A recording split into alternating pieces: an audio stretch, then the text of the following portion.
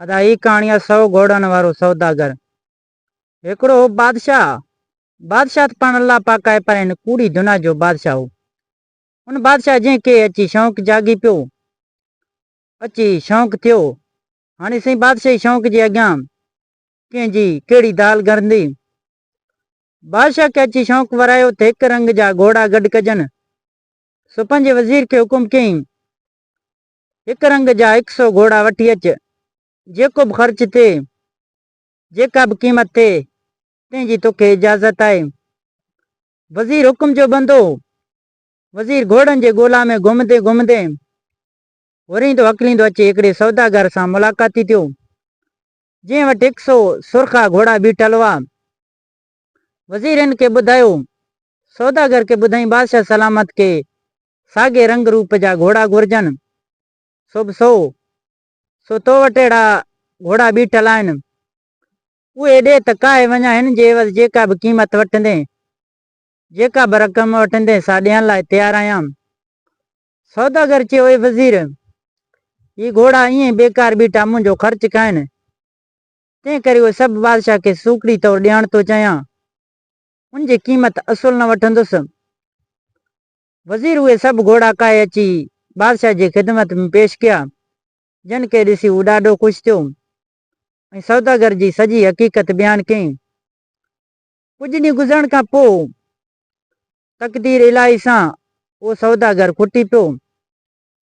उनजा केतिरा ई ॿेड़ा हुआ जेके समुंड में गर्क थिया हुआ। चवंदा आहिनि कॾहिं भरी में त कॾहिं भाकुर में। उहो सौदागर अहिड़ो कंगाल थी वियो, एतिरो त कंगाल थी वियो जो खाइण लाइ बि कुझु न रहियसि। उन वक़्तु उहा ॻाल्हि यादि आयसि त फलाणे मुल्क जे बादशाह खे 100 घोड़ा ॿिन्हनि पैसनि जी सूकड़ी तौरु ॾिना हुअमि। उन वटि वञा, उन बादशाह वटि वञा, मन का मदद करे।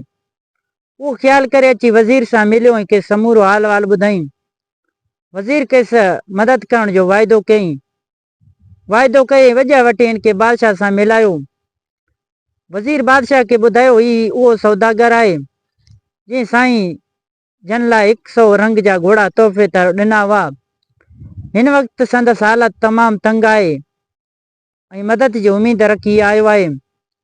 बादशाह पहिरियों त सौदागर ॾांहुं को बि तवजह न ॾिनो, सौदागर खे नज़रअंदाज़ कयईं, पर पोइ हुकुम कयईं त सौदागर खे सरकारी ख़ज़ाने मां रोज़ 1 रुपयो ॾिनो वञे, जंहिं मां मञ वटे उन मां वाण वटे रोज़ शाम जो बाज़ार में विकणी निकाल करे अचे। उन मां जेका पैदाश थिए, जेका बि कमाई थिए, सा सरकारी ख़ज़ाने में हाणे जमा कराए। उन बाद शाही महिमान खाने में संदसि रहण जो बंदोबस्तु कयो वञे। सौदागर बादशाह जी उन हुकुम ते दिलि में ॾाढो रंज थियो, ॾुख में भरिजी वियो। चयईं, बादशाह सलामत, बादशाह मुंहिंजो चङो क़दुरु सुञातो अथई, पर मजबूरी तमामु बुछड़ी शइ आहे, जंहिं हिन खां वाण वठण जहिड़ो ख़सीस कमु करायो। ॿिए ॾींहुं हुकुम मूजिबि हू ख़ज़ाने खां रोज़ रुपयो वठी बाज़ार में मञ ख़रीद करे उन मां वाण वठण लॻो। हिन अॻु कॾहिं बि वाण न वटियो हो। सो समूरो ज़ियान करे वेही रहियो ऐं जेको वाण वटियईं तंहिंजो बाज़ार मां 5% क़ीमत मस मिलसि, जेका हिन सरकारी ख़ज़ाने में हाणे जमा करायो। 2-3 ॾींहं सौदागर जो साॻियो हाल रहियो, पर पोइ उन कम ते ध्यानु ॾियणु शुरू कयईं। उन कम ते एतिरो ध्यानु ॾियणु शुरू कयईं जो आस्ते आस्ते हिन जो आज़मीदो थींदो वियो ऐं हिन जो ध्यानु वधी वियो। तव्हांजो संदसि रोज़ानी पैदाश, रोज़ानी कमाई 5% मां वधी अची 50% ताईं पहुती। कुझु वक़्त खां पोइ सौदागर वाण वठण जो सुठो कारीगर थी वियो। संदसि वाण सुठो ऐं सुहिणो थियणु लॻो, तंहिं करे पैदाश वधंदे 2 रुपयनि ताईं वञी पहुती। बादशाह ख़ज़ाने जी मार्फत हिन जी समूरो हिसाब किताब जो ख़बर लहंदो। सौदागर मानी बादशाह सां त गॾु खाईंदो, रहण लाइ जुदा मालात, पर पूरो वाण वठण जो करिणो हो पियो हुअसि। पूरो हिन खे हमेशह वाण वठण जो करिणो पियो। दिलि में पियो सड़ंदो, वटि खाईंदो त बादशाह वाह जी दोस्ती निभाई आहे, मूंखे कहिड़ी खुटी खईं जो हिते आयो आहियां, हिन वटि मदद लाइ आयुसि। बादशाह खे खज़ाने जी कहिड़ी बुक जेकॾहिं लख सवा अमरनि जो खणी ॾे हा त छा थी पिए हा। कहिड़ो बादशाह खुटी पिया। वेचारो सौदागर उहो पूर पचाईंदो, सूर सलींदो पंहिंजे दिलि में। रोज़ानो वाण वठी बाज़ार में विकिणंदो रहियो। तां जो अची 6 महीना गुज़रिया। आख़िर हिकिड़े ॾींहुं जॾहिं बादशाह खे इतला मिलियो, खज़ाने मां इतला मिलियो त सौदागर जी कमाई हाणे ॿीणी थी आहे, तॾहिं हिन खे घुराए। सौदागर खे घुराए चयईं, दोस्त सौदागर, मुंहिंजा यार जिगरी, हाणे घुर जेका घुरणो अथई। हींअर आऊं हर तरह तुंहिंजी मदद करण लाइ तयारु आहियां। सौदागर हैरानी वठी वेही ऐं ॾाढो परेशान थियो ऐं ॾुख मां बादशाह खे चयईं, बादशाह सलामत, मूं तुंहिंजी परपुट यारी मञी हुई। दोस्ती हुन लाइ रखबी आहे त का महल कंहिं जहिड़ी हिकु सिज ॿ बादशाह। जेकॾहिं को दोस्ती करे त उन जी मदद करे सघिजे। सो आउं बि तो में उमेद ॼाणे मदद लाइ आयुसि, पर अरमान आहे, वॾो अफ़सोस आहे जो तूं मदद जो माॻ आहे, उल्टो मूंखे अहिड़े ख़सीस कम ते खणी छॾियो जंहिं खां ॿुॾी मरण बहितर हो।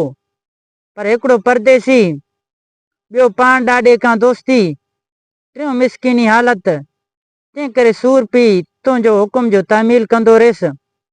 तव्हीं चाहियो आहे त मुंहिंजे उन वक़्तु ई मदद करे सघो हा, पर 6 महीना बेकार विहारे पोइ मदद ॾियणु उनजो सबबु ख़बर न आहे त कहिड़ो। तॾहिं बादशाह खिली जवाबु ॾिनसि, दोस्त सौदागर, मूं बि तुंहिंजी परपुट यारी मञी हुई।